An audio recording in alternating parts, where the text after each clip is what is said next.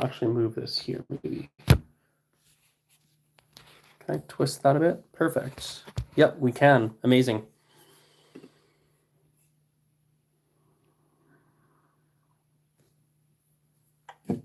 Okay, hello everyone. Hope you're having a nice day. We're going to talk about some language learning stuff today. And we got Facebook going, got YouTube going. Got some water here. I'm coming off a cold, so that's happening. And yeah, we'll talk about some language learning topics.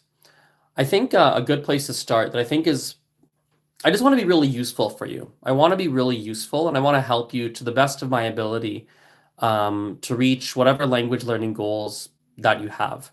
So if you are watching this, there's a couple I see here on YouTube. We got someone watching live, for example. If you're watching this live and there's certain language learning questions, or heck, if you're watching the recording and you have language learning questions, like please ask them. Please ask them. It is about, I think I really want you to reach the language learning goals you have. I really do. Like, I want you to reach your language learning goals. And I think that's probably a great place to start today. One of the main reasons that people struggle to reach the language learning goals they have is a lack of clarity and focus as to what those goals are. They don't know clearly in their bones what language learning goals that they have.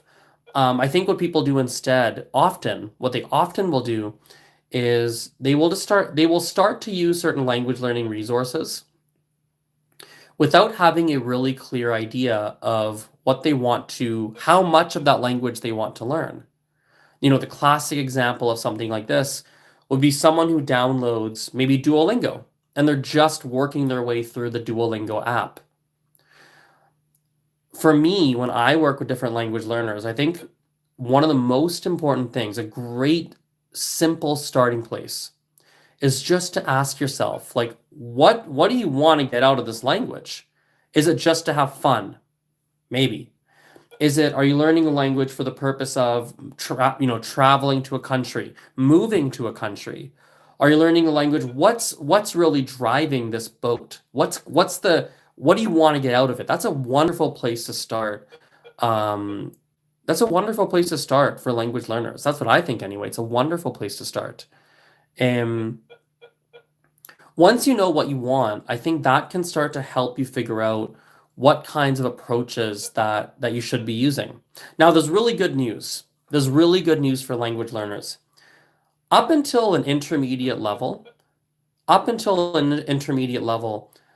I think the pathway forward is relatively straightforward. I don't think it needs to be very difficult to go from a beginner to intermediate. Beginner to intermediate is a relatively straightforward pathway. It's not remarkably complicated. It is not rocket science. For the vast majority of languages that people learn, popular languages, quote unquote, right? I think getting to the intermediate level is just about picking a few really good resources, and using them diligently. Some people are going to use the resources every day, and they're going to do it for like 5 hours every day, something like that. Some people might do 10 minutes every 2 days. It's going to be different for everybody. But getting to an intermediate level, if we try and keep things really simple, I think it is just about picking a few good resources, 1, 2, 3 resources. Doesn't have to be like 50 resources, just a few. Picking a couple of good resources and sticking with them.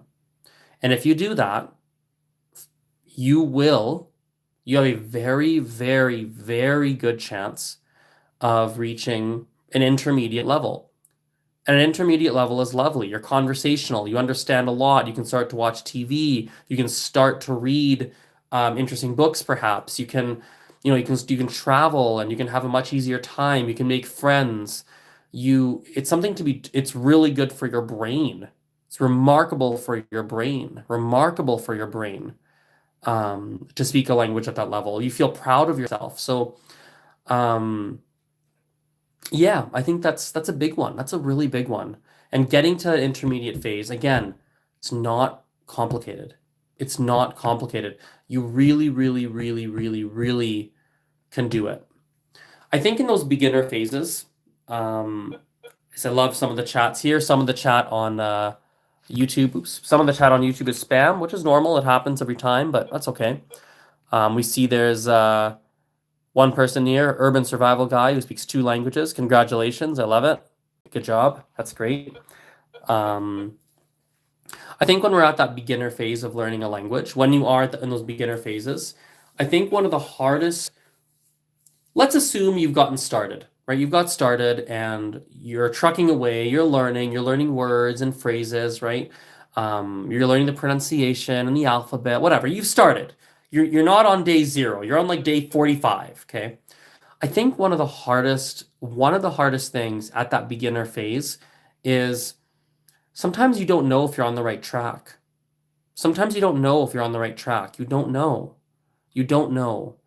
Um, and I think one of the things I can say that can help you with this, I can help you to figure out, are you on the right track? Um, excuse me. As I said, I'm still getting off a cold. I think one of the things that can help you in those early phases, um, if you're on the right track, is that I think having a professional to tell you if you're on the right track, a tutor, for example, even if you just, by the way, a bit of a tangent, but a relevant one. Sometimes people think that tutors are expensive and they don't want to hire a tutor. And I respect that. I really do. Um, one thing to really think about is it is absolutely a good idea to hire one tutor for one lesson. That's it. Like, not all the time. Don't hire them every week, not every month, not even once a year. Once. Just once for half an hour or an hour, a good tutor, read their bio, make sure they're professional, they're skilled, right? Um, and you just ask them, like, hey, this is what I'm doing. What do you think? Is this a good idea? Is this good? Like, can you tell me, please? Like, here's how I'm learning this language. What do you think? And that one class with them that'll cost you 25 bucks and half an hour of your time, whatever, is going to be so worth it. Like, they're going to give you the reassurance you're looking for. So that's probably honestly, if you're looking for that reassurance in the early phases, I think that's one of the big things. One private class, one time with a professional tutor, not just your cousin Jose or whoever who like taught someone once five. No, no, no. Like someone who's has a degree or like does this for a living. That's wonderful. That's going to help you a lot. Now, if you don't know where to find such a tutor, the wonderful news for that is there are so many tutors online. One of my favorite resources for that is like letter I, talki.com.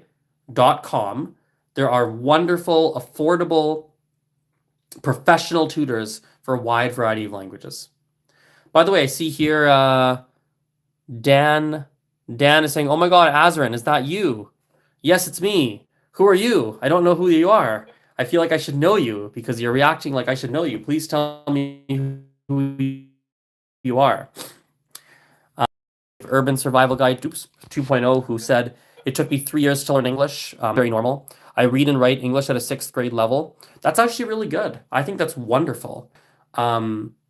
People might hear a statement like, I read English, or I speak English, or I write English at a 6th grade level. Some people might think that's bad because, oh, 6th grade, it sounds childish. Not in the slightest, actually. Not in the slightest. A 6th grade level is actually it's actually really good overall. Like a 6th grade native, like a 12-year-old native speaker, actually, like they actually speak, if you spoke, how do I say this? If you spoke a foreign language at the level of a 12-year-old native speaker, that is actually remarkable. Like remarkable. That's actually a huge accomplishment. A huge accomplishment. So that's great. Congratulations. Congratulations. So that's in those beginner phases, right? That's definitely in those beginner phases. Yeah, that's in those beginner phases. I think it's about consistency. I think it's about picking your resources and sticking with them. I think it's about a little bit of patience. And just know that it actually, here's some really good news for language learners, like wonderful, wonderful, wonderful news. By the way, hello, Jesus in the yeah, Jesus in the YouTube chat here. We're talking about language learning advice. How do you learn a language really fast? How do you learn a language really well? So one of the cool things that you can take comfort in this when you're learning a language, take comfort in the fact that it doesn't actually take a crazy amount of time to learn a language. It doesn't take all that long. Now, it doesn't happen overnight. It's not 2 months, it's not a month, it's not a week, right? But it's not that long. So I'll give you an example here. Like, think about your first language. Your first language.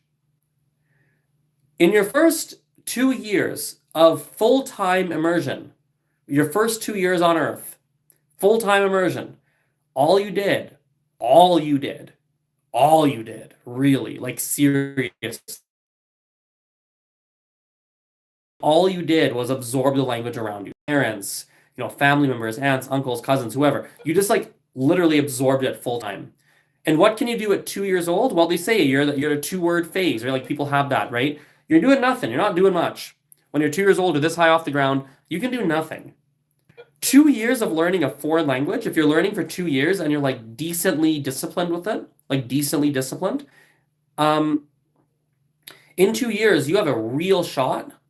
You have a real shot, worst case scenario, at being like conversational. Like if you're if you're pretty disciplined, you stuck with it, you gave it your best effort. Couple years in, yeah, basic conversational level for sure. And someone who was like really diligent, like you went gung ho, all in, multiple hours of study every day, like da da da da da, right?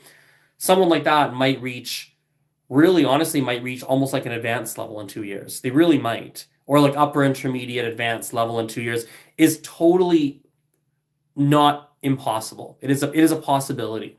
So think about that. It is possible to reach an advanced level in a language in a couple of years. That is absolutely on the table. It is on the table. So really think about that deeply. You have an advanced level in first language. It's taken you, like however old you are, I'm 33.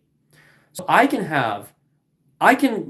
progress up to an advanced level in whatever, in any language really, starting tomorrow. I can catch up in 2 years. That's crazy. That's crazy. Now, for most people, it's not a 2-year journey. It's not definitely isn't 2 years. And it's longer than 2 years for most people. But it's not 52 years. It's not 25 years. It's like 3 years. It's like we had a guy in the YouTube chat, like 3 years to learn English. Like, that's not that bad. It's not that long. It's less than a university degree. It's less than that. And it's less intensive than a university degree. It's way less intensive. It's, like, it's not that long. It's not that long. And so I think sometimes we have to take a step back. I think as language learners, we have to take a step back. We have to take a step back. We have to do that. And we have to look at things through a logical lens. We have to look at this through a logical lens. Sometimes when we're learning languages, we feel like it's taking forever, but when you take a step back, you realize, oh, it's only been 2 months. Oh, it's only been 6 months. It's not been that long. And when you look at it through a logical lens, you realize it hasn't been that long, and it allows you to take a breath. It allows you to take a breath and say, okay, look, this is normal. It's normal to feel like this is difficult. I'm trying to learn a new skill. I've never learned a new skill like this before. This is brand new for me. And yeah, it's brand new. It's okay. That's fine. That's okay. It's okay. It's okay. It is okay. So that logical lens, at least for me, is something that's very, very useful. In fact, if you want to take the logical lens to an extreme, one of the things this one might not land for everybody, but if you're a very analytical person, and a lot of the language learners that I talk to and that I work with the most tend to be a lot more on the analytical side. often. So if you are on the analytical side, like think of it like this. Think of counting, think about how long you're learning a language and track it in terms of hours. You don't have to track it literally like exactly how many hours. It doesn't have to be like, oh, I've done this many. Like you don't have to like, you could track it on paper and but even roughly, like, okay, I've done 1 hour a day for the past, I don't know, 6 months. So 30 hours a month times 6 months, 180 hours. Great. Okay. Like when you start to count things in hours, sometimes you'll realize you actually haven't done, you feel better about your progress. Here's a funny stat. I run a language teaching business. I see in Facebook chat, hello Perla, how are you? Nice to see you too. Thank you for watching. Thank you for being here. Yes, really appreciate it. So here's a fun story. So I run a language teaching business. So we teach myself, and I have a few tutors who work for me. We teach one-on-one classes for a number of languages. Okay. Now I've done this for 10 years. In the first 5-ish years, maybe a little more even, but let's say 5 years, give or take, the average student, sorry, not the average. Well, what's the average? It doesn't matter. The average student, it was something like this. The average student in the course of a year did approximately, I think it was like 25 or 50, I think something like 25 or 50 hours of total study. It was something like that. I can't remember exactly, but it was like 25 hours of study in a year. And here's the thing. Think about that. 25 hours is like, it's not even a full-time work week. It's not even a full-time work week. It's like a part-time work week. It's just not a lot of time. So sometimes you can actually feel better about your progress because you can tell yourself, you haven't been learning a language for a year. You've been learning a language for 25 hours or 20 hours or 30 hours. And in 25 hours, it's actually not really all that long. It really isn't all that long. If you are someone who's more of the analytical type of mind, if that's really who you are, and I do understand it's not everybody, but if you are more of the analytical type of mind, something that might help you is to track your progress in language learning, in the world of language learning. I would say I think 50-hour increments is a good first pass idea. Maybe 100 hours. 50-hour or 100-hour increments is a good way to track your progress. Every 50 hours or 100 hours, you probably should see a decent or experience a reasonable amount of progress. Like just in your heart, like, oh, I feel like I've gotten better. I have a funny story for you. You know, a lot of language learners, they'll say something like this. They'll say something like, they don't feel like they're making progress. But then 6 months later, something happens and the progress clicks. Do you know what I think is happening for people like that? Do you know what I think? I think there's two things that are happening. One, what's happening is in 6 months, their level got tested. Something tested their level and they passed the test. So I have a student right now who was at the gym and happened to meet someone who spoke French.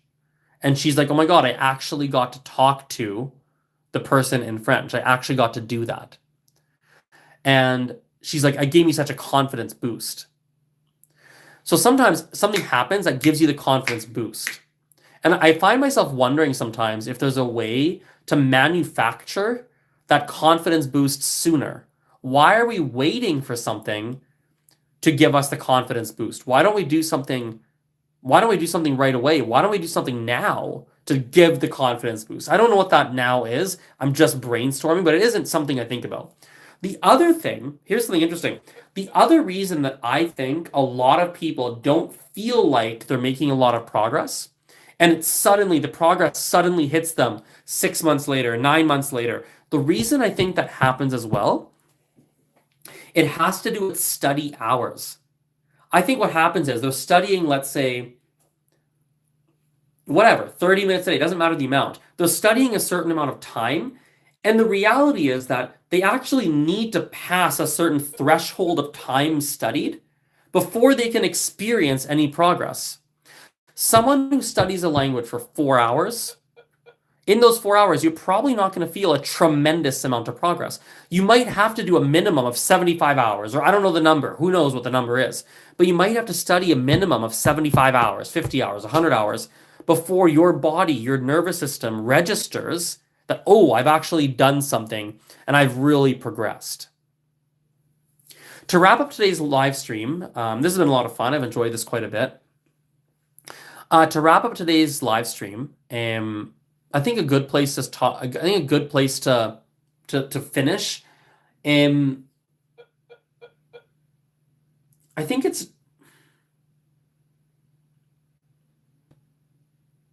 I think it's to talk about. I think it's to talk about.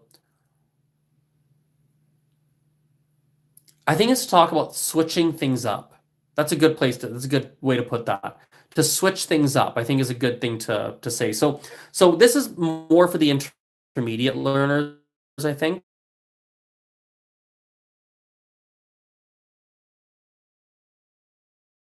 They used a certain strategy to reach an intermediate level, but that strategy doesn't take them to an advanced level. The strategy got them to intermediate, but it doesn't take them to advanced. So at the intermediate level, sometimes we have to switch up the strategy to actually make it beyond that intermediate level. And sometimes that's something that we have to take into account. We have a comment here on Facebook from Perla, so I'll read it out here for YouTube and for Facebook as well. So so Perla here says, there's a situation going on with my students. I don't know if this happens only here, but my ESL students are not disciplined. They don't study, and most of the time they resign or they give up very quickly. It seems like they're not motivated to learn English. Yeah, I think that's really common. I think it's really, really, really common. I've seen that a lot. Yeah, I've seen that a lot. I think often when you have language taught in like a classroom environment or in group classes, right? What I've seen is that it's almost like you're teaching the minority of the class at all times. It's almost like there's 3 people in the 25-person class who are actually going to learn something and try to learn something for XYZ reasons. There's like 3 of them. I feel like that's really, really often the case. Yeah, often I think that really happens. I wish there was a solution for it. I don't have a clear solution, but I've definitely seen that a lot. Sometimes it's about sometimes it's about the teacher. Like the teacher has to make it interesting. But honestly, the teacher can only do so much sometimes. Sometimes like you really put your heart on the table. And like still a lot of people just aren't that engaged, or they're just not interested. They're just not, that's just not happening. So cool. I mean, I'll share a couple of, what time is it? 11 p.m. here. So I'll share a couple of just cool stuff I'm excited about at my work, and then we'll wrap it up. So for anyone watching this for the first time, which I think some people, I want to do more live streams, frankly. I want to do more. So I think more first timers might be watching stuff. So for people who are watching my stuff for the first time, so again, my name is Azrin. Hi, nice to meet you. I live in a city called Calgary, and I run a business called the Calgary Language Nerds.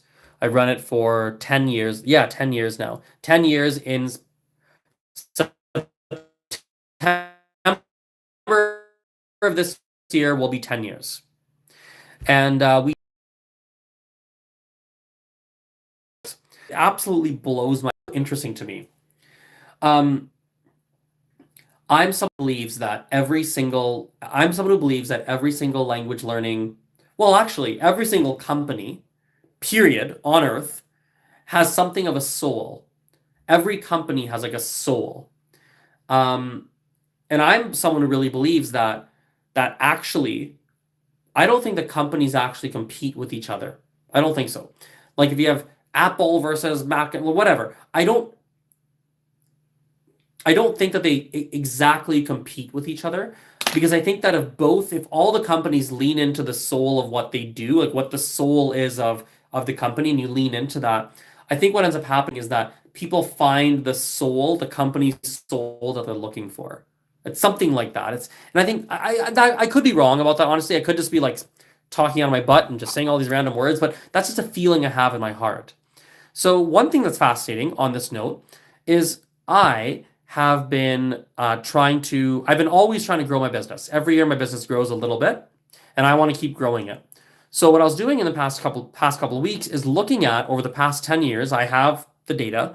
I was looking at who were the top students at my business, like who took the classes the longest, who liked the students, who liked the classes the most. And I found out that there's like a very specific profile of person who likes my classes. It's like really interesting to me. There's a very specific profile of person who enjoys the classes the most, which is like so interesting. Like I just try and get students like, okay, let's put this out. Like let's put together a good product and a good service. And if I just do my best, like people are they're gonna want to come and take the classes if I have really qualified people and this and that. But at the end of the day, with all my efforts, even though I cast a wide net, there's a very narrow type of person. It's always the same type of people who take the classes that actually stick around for a long time and like it the most, so on and so forth. And so now one of the most interesting things is like, it's literally on my website even right now. I've actually written out exactly who I teach. It's like, well, in the past 10 years, there's a very specific type of person that has been attracted to the types of classes I teach. So here's who it's been. I'll actually tell you because I think it's really cool. From what I can tell so far, it really looks like that the people who like my classes the most, they're analytical thinkers. They're very, very analytical minded, which makes sense with how I teach and yeah. But also, they more often than not, they work in very intellectually demanding jobs, intellectually demanding and fast-paced jobs. It's fascinating. It's fascinating to me. Like literally all the best students have the same jobs. Like I don't do it on purpose, but they do. They work in tech, like maybe software engineers or co-programmers or tech jobs. They work in healthcare. Doctors and nurses are the most common ones I have. Like do you know how many doctors and nurses I've taught over the years? Like it's so common. So common. Shift work nurses and this kind of nurse and this doctor and surgeon, this they just find me. So there's like healthcare people, people in tech, lawyers, really common. Like a lot of people in law school or who are lawyers, very common type of student who's enjoyed my classes, stick around for a long time. It's very interesting to me. It's fascinating. Another one, which is so interesting, I think it's fascinating. Another one, a lot of my students end up telling me at some point that they have ADHD, like a lot. When I look back at students, like, oh yeah, that person told me, like I don't ask them, they just tell me at some point, it comes out.